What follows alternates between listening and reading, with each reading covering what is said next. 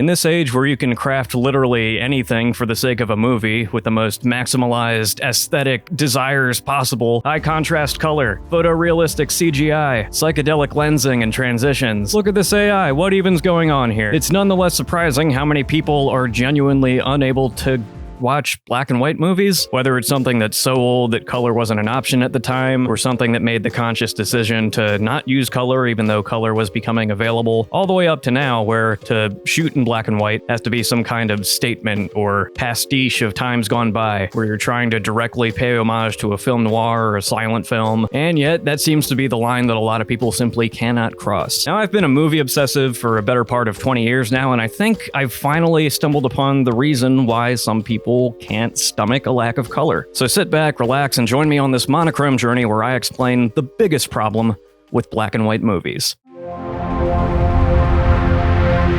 It's you. You're boring and you suck. Thumbnail. I gotta get something that gives the impression that I'm gonna cite like a bunch of TV and film history to support my thesis. My oh-so-intelligent, scholarly thesis about how you're at the mercy of the status quo. But no, that's it. That's it. You can click away if you want. You got everything this was gonna give you. For those of you who can't look away, much like a sepia car crash, of course, I would like this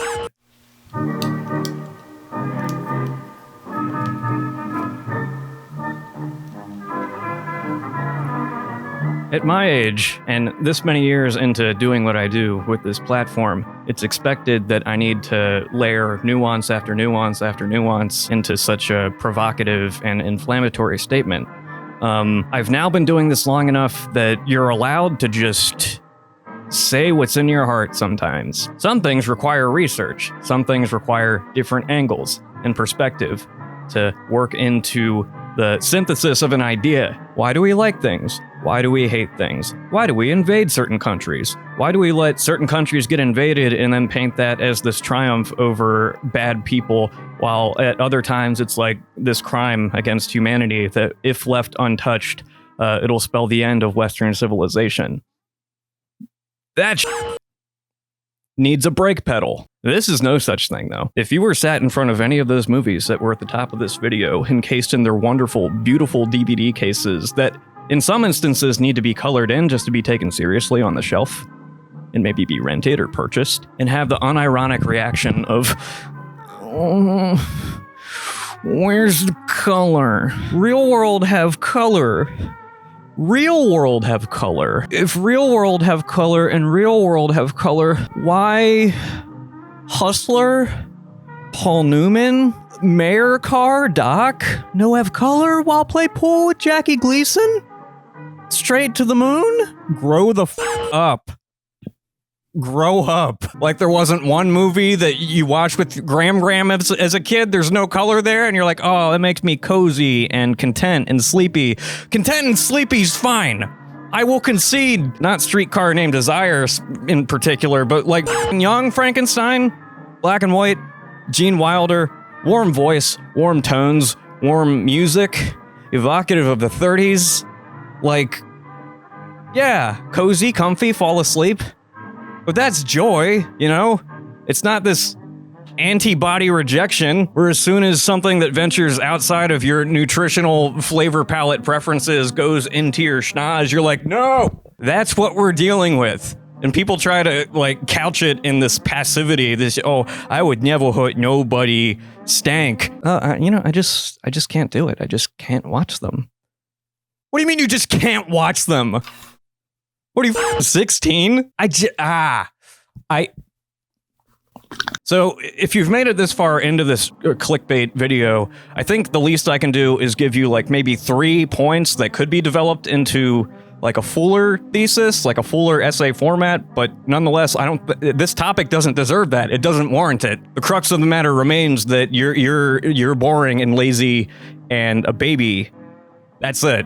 It doesn't warrant anything more than that. If I have to intellectualize, video games, indie games specifically, what do a lot of them strive to capture? What do a lot of them try to feel like and look like and sound like? Retro gaming. Shovel Knight. The neon side-scrolly guy that jumps. It's like a free-running game, but not actual free-running. What was it called? Hotline Miami as well. That's one of my favorite indie games, because it's super, super violent in ways that no game of the era that it's trying to look like could be violent. But it's also got like modern sensibilities informing the gameplay and the mechanics, and even some of the psychedelic, stroby, seizure-inducing effects. Old and new. That's what a lot of people's favorite movies are as well. Even something as try-hard and ooh golly, look at me as the artist, a silent film talking about the advent of sound in a manner not dissimilar from Singing in the Rain. That's old and new. The technology allowed it to look crisp and clean and polished while looking old. In order to do old and new, though, you gotta appreciate the new with the old. That's what old and new is. Lo-fi. I've been talking about that for a few years now. The whole point is to literally sound shittier in ways that align with technology from an older time. Tape, vinyl, 8-track. People like how that sounds. Now, granted, some of those people would be like, this isn't Ariana Swift wrists. Ariana Swift wrists? No good. Remind me of Triangle record that Paul Paps have in Lodge. Same problem. Unless it's genre and just like sonic preference, that for the shits or for the birds. It's for the birds. This feels like a sequel to R for Language. Now that I'm doing it, I'm even like wearing the glasses and shooting it the same way. It's a rant I've wanted to go on, and I've tried to like package it in ways that fit certain like memes and fake outs. But again, this topic doesn't deserve that because it's so blatantly childish to not like black and white movies. I know it's like this really innocent take that we've been conditioned to just kind of like let slide. If I were to walk up to you in the street and do this fine. Yeah, like no one should f***ing do this. But the fact remains, there's no mature rationalization beyond like, I don't know, sensory issues, disabilities that would keep you from giving a try in matters like this. I don't know. What do y'all think? Let me know. Or don't. If I didn't have to run errands later, I would probably pick something out of that pile of dope-ass flicks that I used for B-roll, because they're all good, in due part because they're in black and white and take me back in time. Not even back in time. It's like being transported into another dimension where there's no color. It's like entering a dream. A lot of movies and a lot of works of art that are made now and use modern technology to create dreamlike escapes. A lot of them are good, but a lot of them are try-hard. Can versus should. Like, do you need to crank up the saturation to the absolute maximum and then some as the robot turns into truck with Linkin Park playing?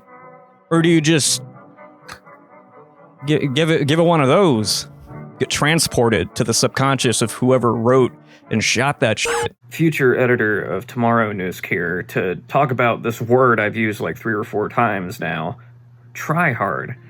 Try hard means, well, that word and that word make one word. In the context of art, it means pretentious, but a different kind of pretentious, I think. There's a pretentiousness that gets ascribed to, like, the more cerebral, artsy-fartsy thing in a lot of movies. Like, you make a modern movie digitally, and then you put a frickin' filter on it to get rid of the color, and boom. It's pretentious because it's trying to live up to this thing that it likes itself. But my broader point being, there's a bunch of shit that does that, just like in different ways. Like, as crass and lowest common denominator as we look at a Michael Bay blockbuster, there's still, like, a lot of slow-mo, a lot of melodrama, a lot of playing on our American identities in his work, maybe saying shit that's more profound than it actually is. Try hard. See, there's pretentious, black and white, artsy-fartsy, and then there's, like, this unspoken pretentiousness. It's like blue-collar pretension. Dig. We all have our own special snowflake buttons that can get pushed by certain directorial choices. Ultimately, that's mine. Trying to be profound and dumb at the same time. Like Ralph the Movie Maker used to have a short film about two brothers that would go back and forth between color and black and white. And some of the comments were legitimately ass mad that he did black and white segments. Like it was a slight against them. Like, why consciously make something black and white? It like totally spits in the face of people who have different tastes than you. Like for one, it's not a big deal if he does that. Hence this video that I already made. But structurally, there was like a reason he did that in the movie. That really stuck in my craw, as you can see. Because I can't think of anything else that's so like arbitrarily triggering to people than this. Like if the only difference is like a filter, George Miller likes black and white. I mean, a black and white version. Sorry, a chrome version of that Mad Max movie I still haven't seen. Didn't think you were gonna get scolded by Cousin Ed, did you? Slightly more featured than the last clip. I like The Artist. I think that's a great film. I think it's a great homage to what it's channeling. The try-hard comes from the frustration that you need to package it in that way and contextualize it within, like, gee, remember old time, in order to do it, versus just making a contemporary thriller or drama and being like, I want it to be in black and white, because, yeah, it does remind me of old time, but it's modern time because I'm making it now. Like, people would have more issue with that than, like, a literal silent movie with no dialogue and, like, whiz-pop theatrics. Hope that makes sense. Ow, my dick. Maybe I'm just overthinking shit. But there's my essay. I don't have a Patreon yet. I'm working on one. Should I have talked more like Nerdwriter in this? Should I have contrad some points? Should I have indied some moguls or filmed some riots? No. Because as I cannot stress enough, this topic does not warrant that shit.